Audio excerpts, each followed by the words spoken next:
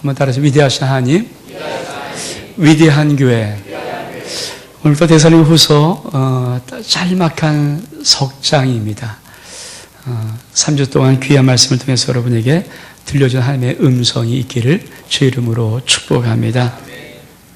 데살로니가 전후서는 그렇게 오랜 시간을 두고 쓴 편지가 아니고요. 1년 된 교회를 향해서 전서를 쓰고 그 다음에 곧 이어서 데살로니가 후서를 또한 썼던 내용입니다.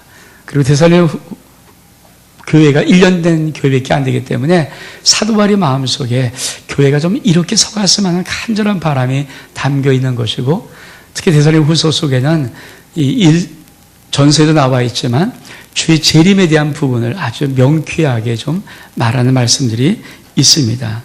오늘은 좀 1장에 있는 말씀 가운데 우리 오늘 봉독한 말씀 한 군데 아주 중요한 말씀이 있는데 5절에 보니까 이는 하나님의 공의로운 심판의 표요 너희로 하여금 하나님의 나라에 합당한 자로, 합당한 자의 말이 나오고요.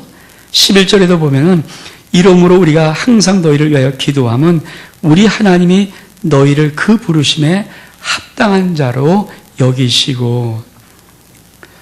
사도 바울이 데살로니가서를 쓰면서 1년 된 교회 속에 어떤 목표를 하나 슬쩍 꺼내냐면은 하나님의 나라에, 하나님의 부르심에 합당한 자. 여러분, 하나님의 나라, 하나님의 부르심에 합당한 자가 어떤 자일까요? 오늘 1장을 통해서 좀 말씀을 살펴볼 때 여러분 속에 큰 하나님의 은혜가 있어서 우리의 모든 신앙의 삶이 하나님 나라에 하나님의 부르심에 합당한 자 되기를 주의 이름으로 축복합니다. 여러분, 하나님이 우리를 부르신 부름의 목적이 있습니다. 그건 세 가지입니다.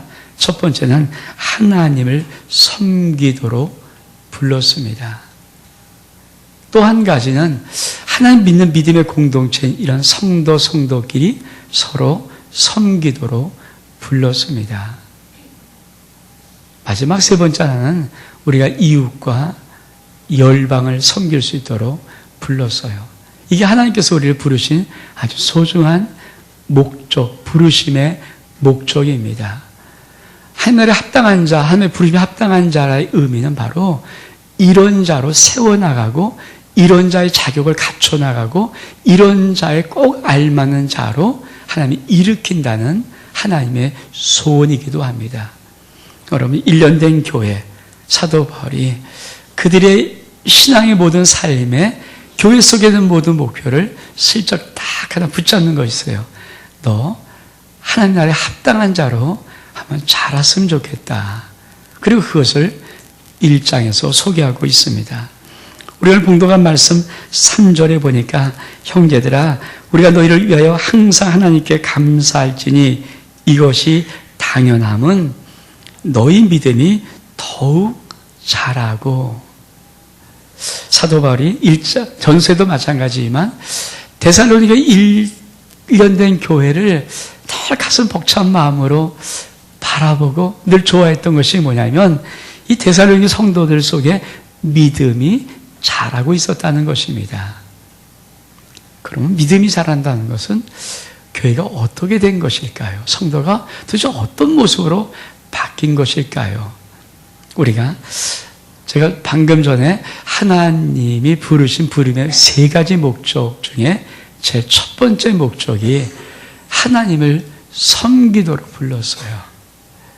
우리가 하나님을 섬길 수 있도록. 근데 하나님을 섬길 수 있는 가장 최고의 일이 무엇이냐? 가장 중요한 믿음의 삶이 무엇이냐? 그것은 바로 예배자가 되는 것입니다. 오늘 우리가 예배를 드리러 나왔잖아요. 진정한 예배자, 하나님 밖에 합당한 예배자가 되어가는 것, 그것은 너무나도 소중하고 귀한 일입니다. 사도 바울은 데살로니가 교회 속에 무엇을 보고 너 믿음이 자랐다고 말을 할까요? 믿음이 더욱 자랐다고 말할까요? 데살로니가 교회 속에 그 성도들 속에 하나님을 예배한 예배의 모습이 점점점 아름다워한 거죠. 여러분, 우리가 한번 이렇게 어떤 심령이 초신자가 들어와서 이렇게 조금씩 믿음이 자라는 것, 여러분 어떻게 판단할 수 있을까요? 그분이 예배 속에서 은혜 받는 모습들, 예배를 드리는 아름다운 모습들, 예배 말씀을 통해서 하나님의 사랑과 은혜가 무엇이 깨닫는 모습들, 그리고 조금씩 성숙하는 모습을 볼 때, 아, 저분이 믿음이 성장하고 있구나. 그거 알 수 있는 거거든요. 저는 하나님 앞에 여러분이 합당한 자의 제일 첫 번째, 여러분이 예배자로 더욱더 아름답게 회복될 수 있기를 주 이름으로 축복합니다. 예배는 무엇이냐? 요한복음 4장 23절에 예배의 정의가 나와 있어요. 하나님께, 아버지께 참으로 예배한 자들은 신령과 진정으로 예배할 때가 오나니 곧 이때라. 아버지께서 이렇게 자기에게 예배한 자를 찾으시느니라. 하나님이 찾는 자들이 있어요. 어떤 자들? 예배자를. 하나님이 눈을 뜨고 정말 찾고 싶은 자, 예배자를 찾습니다. 근데 어떤 예배를 찾습니까? 그 마음에 신령과 진정으로 하나님 앞에 예배하는 자. 여러분, 우리 2014년 벌써 7주거든요. 52번의 주일이 있는데 7번의 주일을 오늘 7번째를 맞이해요. 저는 여러분이 2014년 여러분의 모든 삶 속에서 더욱더 아름다운 예배자 되는 회복의 모습, 하나님이 찾으시는 바로 그런 자, 예배자가 여러분 가운데 회복되기를 주 이름으로 축복합니다. 믿음이 더욱 자란다는 것은 바로 예배가 회복되었다는 거예요. 예배는 뭘까요? 그냥 이렇게 말할 수 있어요. 오직 하나님께만 집중하는 것.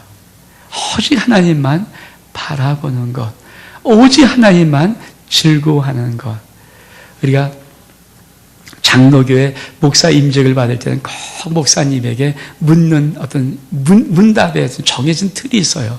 그것이 뭐냐면 웨스트민스터 신앙법의 대소요리 문답이 이게 신앙생활의 모든 것을 총괄한 것으로 알고 당신 이것을 잘 받아 놓겠습니까? 이거를 목사에게 물어요. 장로교회 목사들한테는. 왜 그것이 중요하냐면 웨스트민스터 신앙고백 대소요리 문답이 사실 우리의 신앙의 모든 것들을 잘 조직적으로 써놓은 거거든요. 근데 그 일문은 여러분이 정말 잘 아는 말씀 이겁니다. 인간이 제일 되는 가장 첫째 되는 목적이 무엇이냐? 사람에게 묻는 거예요. 사람이 제일 귀하고 제일 첫째 되는 제일 높은 목적이 도대체 무엇이냐? 답은 이렇게 써있습니다. 인간이 제일 되며 가장 높은 목적은 하나님을 영화롭게 하며 영원토록 그를 온전히 즐거워하는 것입니다.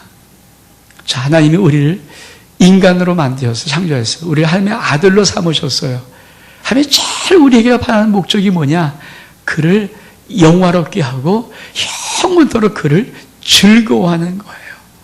여러분, 이것이 예배 속에서 우리 가운데 회복될 수 있기를 주 이름으로 축복합니다. 그러려면 예배를 어떻게 회복시킬 것인가? 예배는 두 단계가 있어요. 첫 번째 예배는 첫 번째 먼저 나가는 단계가 찬양이라는 단계입니다. 많은 사람이 예배를 어떻게 드리고 어떻게 하나님 앞에 놀라운 것을 받고 나올지 우리는 그냥 시간 때우고 순서 때움으로 생각하잖아요. 순서 이렇게 축축축 돼 있으니까. 우리 교회가 순서를 한 21개를 하거든요. 한 시간 좀 넘는 시간에 21개 미인대식부터 축축축축 하죠. 그 순서 때움이 아니고 순서 지나감이 예배가 아니라 예배 속에는 첫 번째 찬양함이 있어야 돼요. 찬양함이라는 것은 뭐냐면 하나님이 나를 위해서 행하신 모든 일들, 지난 한 주간 동안 나의 모든 삶 속에서 나를 치유하신 일, 회복하신 일, 위로하신 일, 사랑하신 일, 도와주신 일, 응답하신 일, 나의 모든 것을 구속하신 일, 그 모든 것들을 내가 갖고 와서 하나님을 찬양함으로 나가는 것이 예배의 첫 번째 단계입니다. 왜 그렇게 나갈까요? 여러분 혹시 한 주간 하나님이 나에게 인생에 했던 모든 것을 간격으로 와서 하나님 지난 주간 살아가면서 하나님이 이렇게 하셨어요. 우리 가정에 이런 축복을 주었어요. 내 자에게 이런 은혜를 베풀었어요. 내게 이런 것을 행하였어요. 이렇게 행하였습니다. 이런 여러분 가슴에 뜨거움이 있습니까? 그럼 우리가 예배 속에 제일 첫 번째 나올 때는 그걸 갖고 나오는 거예요. 그래서 그 찬양함으로 하나님을 이름을 높이면서 우리가 하나님을 향해서 나가는 겁니다. 그럴 때 하나님의 이 천국 영적인 하나님의 영광의 보좌의 문이 이렇게 열려요. 오늘도 인사들이 정창환 집사가 목사님 우리 남전도회가 1박 2일로 힐링 캠프를 금토일 갔다 왔거든요. 너무 좋았어요. 너무 좋았어요 그러더라고. 목사님 꼭 오셨으면 좋았는데 그죠? 내가 어저께도 그걸 기대 들었거든요. 너무 좋았어요. 왜 좋았는가? 얼마나 좋았으면 그래? 잠도 안 자고 새벽 6시까지 꼬박 밤새고 이야기를 했대요. 나눴대요. 얼마큼 좋았으면 그렇게 새벽 6시까지 꼬박 밤새고 했을까? 웬 남자들이. 그렇죠? 여자들이 이해를 가요. 여자들이 말이 많으니까 밤을 새밤새도 껐다 없는데 남자들은 졸립잖아요. 잘 될 분들이 그 늦은 밤에 모여서 얼마큼 이야기가 서로 진지하고 좋았으면 6시까지 했을까. 바로 그거거든요. 여러분 내가 좋은 것, 내가 받은 것, 내가 있으면요 말하고 싶어요. 여러분 우리가 한 절 살아가면서 하나님이 내게 내 인생을 터치하신 사건, 내 인생을 만난 사건, 나를 위로한 사건, 나를 사랑한 사건, 응답한 사건, 나를 축복한 사건, 나를 도와준 사건, 모든 사건들이 있다면 내가 그 하나님을 왜 찬양하고 싶지 않겠어요? 그래서 예배는 그걸 갖고 나오는 거예요. 내 한 주한 모든 삶 속에 하나님이 나에게 행하신 일들을 갖고 나와서 찬양하는 것, 그 예배의 첫 단계예요. 그리고 나서 우리가 그 찬양으로 확 나가면요 하나님의 영광의 보좌가 이렇게 열려요. 그 영광의 보좌에 가면요 아버지의 영광의 임재, 하나님을 직접 만날 수 있거든요. 그 하나님의 영광의 임재를 맛보고 이제는 그분이 나를 위해서 행하신 일로 인해서 그분을 찬양하는 것이 아니라 하나님의 하나님 되심의 아름다움을 바라보고 그분의 성품의 깊은 사랑을 느끼고 그분이 있으므로 아버지 하나님이 내 아빠이므로 감사하며 고백하는 것, 그거를 경배라고 합니다. 그래서 예배는 찬양으로 나가고 경배를 통해서 그 예배를 나오는 거예요. 이 예배 두 단계예요. 여러분 사도 바울이 데살로니가 교회를 향해서 1년 된 교회를 향해서 왜 믿음이 더욱 자랐다는 말을 어떻게 뭘 보고 했을까요? 일을 열심히 했을까요? 그런 거 아니었을 거예요. 1년 된 교회 속에 예배드리는 모습이 아름답죠. 예배드리는 모습이 정말 진실해요. 예배드리는 모습 속에 하나님의 영광의 임재가 있어요. 예배드리는 모습 속에 하나님을 향한 감동이 있어요. 감격이 있어요. 이걸 보고 나서 사도 바울이 참 내가 정말 너희를 자랑하고 싶은 것이 하나 있는데 그것은 바로 너희의 믿음이 더욱 자란다는 이 말을 쓰는 겁니다. 여러분 예배자가 되는 것이 하나님 나라의 하나님의 부르심에 합당한 자 되는 것이 믿기를 주의 이름으로 축복합니다. 두 번째로는 우리 이렇게 말씀 3절 하반절에 보니까 형제들아 우리가 너희를 위하여 항상 하나님께 감사할지니 이것이 당연함은 너희 믿음이 더욱 자라고 그 다음에 너희가 다 각기 서로 사랑함이 풍성함이며 사랑함이 풍성합니다. 사랑 여러분 하나님의 사랑함이 그 데살로니가 교회 속에 풍성했다 그래요.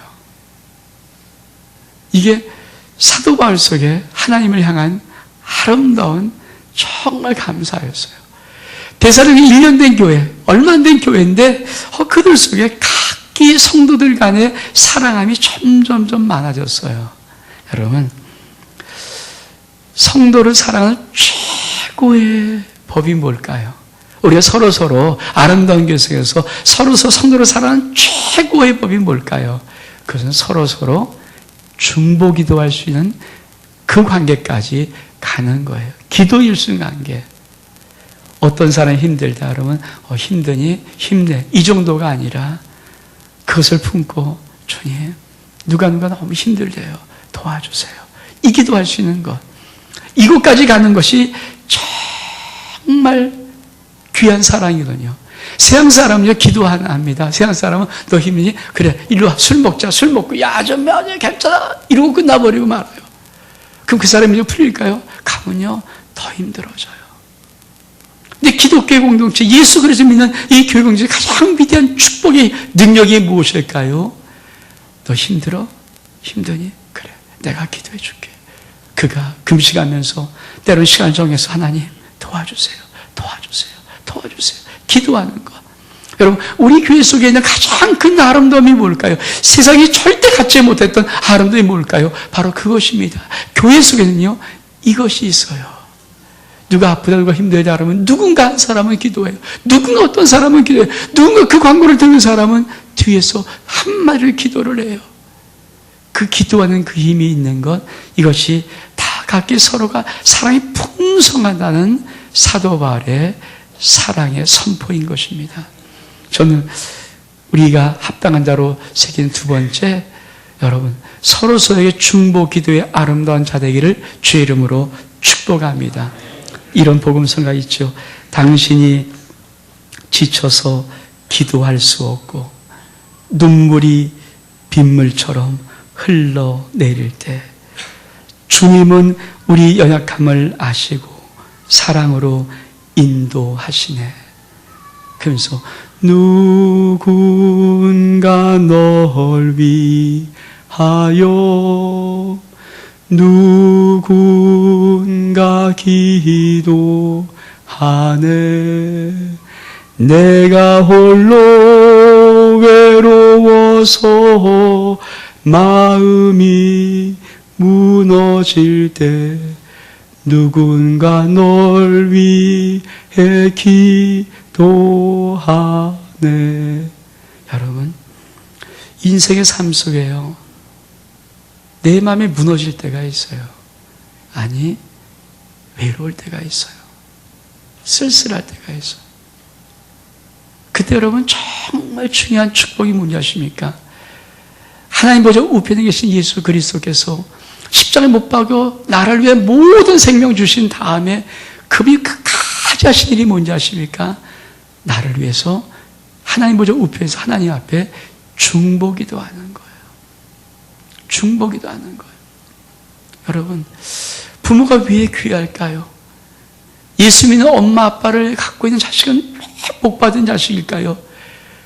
끝까지 그 엄마 아빠 죽을 때까지 그 자식을 위해서 할 수 있는 가장 위대한 것이 뭔지 아십니까? 중보기도 하는 거예요.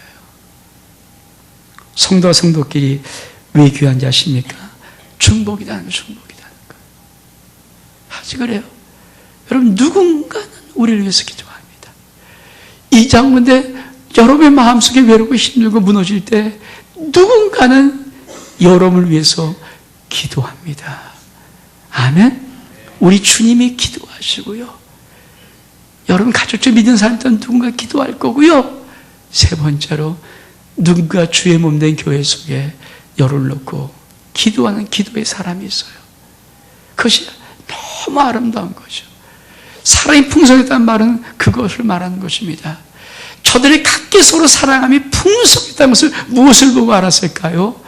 서로서로 깊은 사랑으로 기도하는 자가 되어 있는 모습들. 이게 데살로니가후서 데살로니가 교회 속에 있는 1년쯤 지난 교회 속에 있는 너무 아름다운 모습이에요.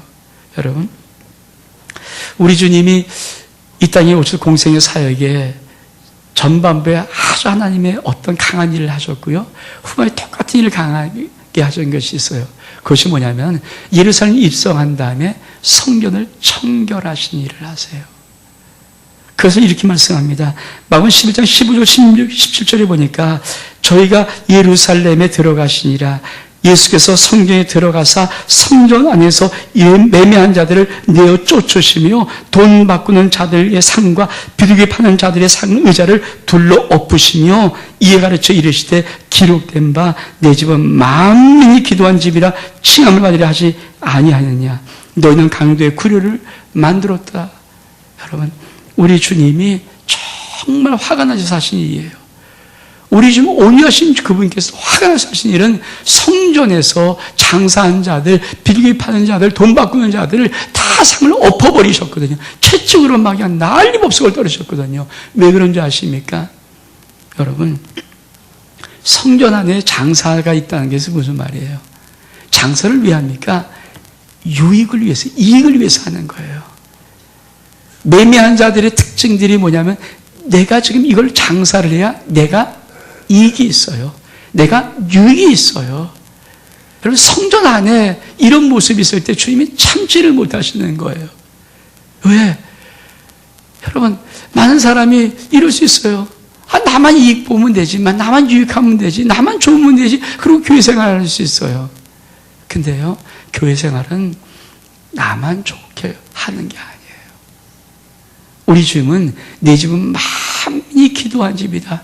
모든 열방 불고 기도할 수 있는 능력의 집이 교회지, 나만 잘 되려고, 여러분, 많은 사람이 나만 잘 되려고, 나 혼자만 잘 되면 돼. 교회가 뭐래 상관없어. 나 좋으면 돼. 여러분, 나만을 위한 신앙생활, 하나님 앞에는 아니에요. 왜냐하면, 우리 하나님이 계획한 계획이 있어요. 아주 우리 하나님이 믿음의 사람을 선택할 때 계획한 아주 기본 바탕의 원리가 있어요. 그것이 뭔지 아십니까? 하나님이 아브라함을 부를 때 하신 말씀이에요.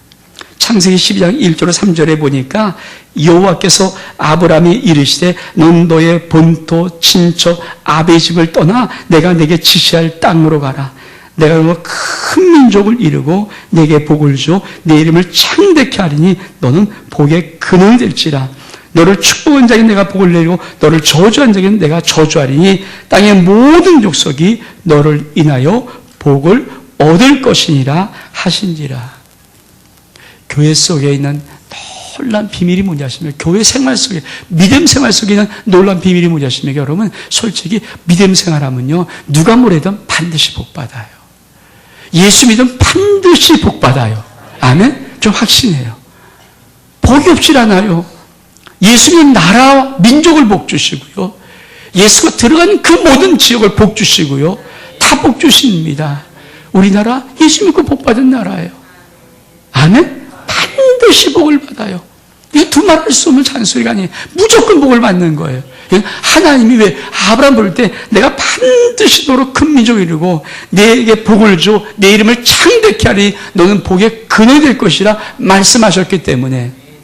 근데요, 그 다음에 복을 주신 목적이 말을 해요. 3절에 보니까 이는 왜 너를 축복하는 줄 아니? 땅의 모든 족속이 너를 인하여 복을 얻을 것이기 때문에. 그거 아세요? 땅의 모든 족속이 너 때문에 복을 받는 거야. 저는 늘 이런 꿈이 있어요. 아름다운 이곳에 있으면 이 적은 정말 큰 복을 받았습니다. 아멘? 저는 확신해요. 아름다운 게 이곳에 있음으로 가장 큰 복을 이 적이 받았어요. 왜? 우리 여기 올 때 이 적은 그렇게 좋은 적이 아니었거든요.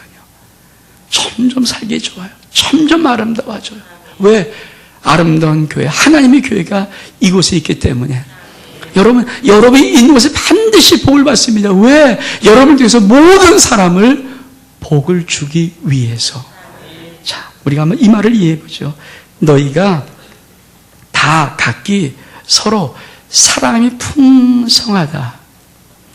여러분, 사랑이 점점 풍성해졌다. 자, 지금 서로 잘 만나고 있어요. 1년 만났어요. 근데 아픔이 있어요. 만나면 만날수록 고통을 받아요. 이 말을 쓸까요? 만날수록 너무 답답해요. 이 말을 쓸까요? 만나면서 너무 아파요. 이 말을 쓸까요? 만나면서 너무 갈등이 돼요. 이 말을 쓰겠냐고요. 여러분, 만나는데 답답하고 힘들고 어렵고 갈등이고 고통스럽고 짜증나고 아프고 상처받고 하면 이 말을 쓰겠냐고요. 이 말의 의미는 뭐예요? 더욱더 각기 사랑이 더 풍성했다. 이 말은 뭡니까? 만나는 사람들이 뭘 나눴어요? 복을 나눈 거예요. 복. 내게 있는 사랑의 복, 축복, 은혜, 평강, 위로, 이런 복을 나누는 거예요. 복을 나누지 않아서 이 말을 쓸 수가 없죠. 여러분, 사람과 사람 만날 때 어떤 사람은 만날수록 힘들어요. 저도 어떤 친구는요, 만나면 힘든 친구가 있어요. 친구의 친구예요. 만나면 힘들어요. 자꾸 제가 안 만나고 싶어요. 되도록이면. 왜? 만나는 시간이 힘들어요. 만나는 시간이 고통스러워요. 만나기 답답해요. 만나는 시간이 너무 아파요. 그럼 만나고 싶습니까? 여러분, 성경에서 사도 바울이 너 믿음이 더욱 자라고 너희가 서로 각기 서로 사랑이 풍성했다. 이 말을 썼다는 거예요. 만나면 만날수록 뭘 나눴어요? 복을 나눴다는 게 복을. 내게 주신 복을 나눴던 자예요. 여러분, 복을 나눌 수 있는 가장 귀한 축복이 뭘까요? 기도의 공동체예요. 저는 우리 아름다운 교회가 이런 복 받기를 축복합니다. 이게 하나님 나라에 합당한 두 번째 모습이에요. 여러분, 아름다운 교회에서 복을 나누죠. 여러분, 전부 다 복을 받을 수 있거든요. 아니, 복을 이미 받은 자예요. 제가 이런 생각을 한번 해봤어요. 하나님, 나도 좀 많은 걸 좀 받고 싶고요. 나도 좀 뭔가 좀 누구한테 좀 받고 싶고요. 근데 갑자기 하나님께서 좀 싸늘해지신 느낌이 있어요. 내가 그렇게 마음속에 생각하면 갑자기 누가 싸늘해져요. 이런 느낌이 들어요. 넌 내려올래? 여러분, 복이란 말이 뭔지 아십니까? 더 이상 받는 자가 아니라 주는 자라는 거예요. 여러분, 혹시 이런 것들 혹시 여러분 마음속에 아직도 있습니까? 우리 삼촌이 돈병철, 이병철 정도 됐어요. 우리 양 삼촌이 그냥 우리나라 굴지의 재벌의 그런 회장이 되었으면 아니에요. 여러분, 있든 없든 무엇인가 받는 자가 아니라 단돈 1원이라도, 아니 어떤 마음이라도, 어떤 재능이라도, 어떤 힘이라도, 어떤 시간이라도 누군가에게 주는 자입니까? 그런 복의 근원이 됐어요. 그렇죠? 저도 때는 뭔가 내 주변이 너무도 아름답고 좋아서 뭔가 확, 그런데 갑자기 정말 한이 싸늘해지더라고요. 제가 싸늘함을 줘요. 그래서 가만히 이렇게 끔뻑끔뻑해서 뭔가 이렇게 보니까 넌 내려올래? 그래서 그 말이 뭔가 생각하니까 이미 하나님께서는 네가 복이야. 물은 높은 곳에서 아래로 흘려갑니다. 여러분이 이미 복이었으면 누구가 여러분이 줄 필요가 없어요. 왜? 받으면 낮은 곳에 있다는 거예요. 받는 것이 아니라 조금이라도 복이 되었다면 여러분 시간도 줘야 되고, 물질도 줘야 되고, 재능도 줘야 되고, 마음도 줘야 되고, 주는 자가 되는 거예요. 여러분, 그렇게 나눠질 때, 그런 나눔을 가질 때 사랑이 풍성했다고 말하는 것이 믿기를 주의 이름으로 축복합니다. 세 번째로, 여러분, 하나님 나라에 합당한 자, 아버지의 부르심에 합당한 자는 어떤 자인가? 여러분, 4절에 보니까 이렇게 말씀하십니다. 그리고 너희는 참는 모든 핍박과 환난 중에서 너희의 인내와 믿음을 인하여 하나님의 여러 교회에서 우리가 친히 자랑함이라. 여러분, 데살로니 교회 다 좋지는 않았어요. 그 속에 핍박이 있었고요, 환난, 어려움이 있었어요. 그 모든 참는 핍박과 환난 속에서 그들의 인내와 믿음이 있었다는 것을 사도 바울이 너무 귀하게 보는 거예요. 하나님 나라에 합당한 자는 바로 하나님 나라의 영적 전쟁에 승리한 용사임을 믿기를 주의 이름으로 축복합니다. 아멘? 여러분, 저는 모든 사람은 아니죠. 제가 우리 성도를 위해서 기도할 때가 있어요. 제가 6년간 기도를 요새 하니까 기도할 때 어떤 사람을 기도할 때는 정말 자꾸만 그 말을 제가 선포를 해요. 그래서 내가 일부러 선포하는 게 아니라 내 마음속에 그 심령 머리를 딱 앉으면 갑자기 주님이 나에게 툭 감동 주신 감동이 있어요. 이는 용사다. 그래요. 그럼 제 마음에 갑자기 뭔가 쭉 느낌이, 소름 끼치는 느낌이 쫙 와요. 이는 용사다. 이는 강한 용사다. 이런 느낌을 주는 자들이 있어요. 여러분, 하나님 앞에 여러분이 누구로 쓰일 수 있습니까? 우리는 늘 어린애가 아니잖아요. 늘 달라기만 자가 아니잖아요. 사도 바울이 데살로니 교회를 볼 때 믿음이 더욱 자라고 각기 서로 사랑의 풍성함이 있을 뿐 아니라 또 한 가지 본 가장 귀한 합당한 자의 모습이 뭐냐면 그들이 모든 핍박을 받습니다. 모든 환난당합니다. 그런데 그들에게 인내함과 믿음이 있다는 거예요. 그 어린 조그만 1년밖에 안 된 교회 속에 환난이 오고 모든 핍박이 오면도 불구하고 그들이 그 인내와 믿음으로 자라는 것을 말합니다. 그걸 보고 너희가 합당한, 하나님의 합당한 자라고 말하는 거거든요. 여러분, 용사 될 수 있기를 주의 이름으로 축복합니다. 용사. 용사. 하나님께서 우리에게 부르신 것은 어렵고 힘들 때 용사로 부르시는 거예요. 아멘? 아멘? 여러분, 어렵고 힘들 때 왜 이들이 인내하고 이들이 모든 환난을 믿음으로 참는지 아십니까? 제가 뒤에도 한창이 될 텐데 그냥 뒤에 놔두고 딱 한 말씀하고 말씀을 마칠게요. 고린도전서 11장 57절에 보면 우리 주 예수 그리스도로 말미암아 우리에게 이김을 주시는 하나님께 감사하노라. 인내를 하는데 절망할 것을 향해서 인내를 못합니다. 포기를 하는 거예요. 인내를 한다는 것은 승리가 있기 때문에 참는 거예요. 승리가 있기 때문에. 아멘? 믿음이 있다는 게 뭔지 아십니까? 하나님이 반드시 승리케 하신다는 믿음을 의미합니다. 여러분, 2014년도 여러분 속에 어떤 환난과 어려움과 핍박이 혹시 온다면은 반드시 기억하시기 바랍니다. 승리가 있습니다. 그리고 하나님 반드시 그 승리를 여러분에게 주실 것입니다. 이 은혜가 있기를 주의 이름으로 축복합니다. 오늘 제가 기도하고 마치겠습니다. 참으로 주님 감사합니다. 우리 모든 심령 가운데 아버지 나라에 합당한 자로 세워지는 귀한 은혜의 복을 허락하여 주옵소서. 예배자로 회복시켜 주시고 중보자로 회복시켜 주시고 영적 전에 강한 용사로 하나님이 회복시켜 주옵소서. 예수 그리스도 이름으로 기도하옵나이다. 아멘.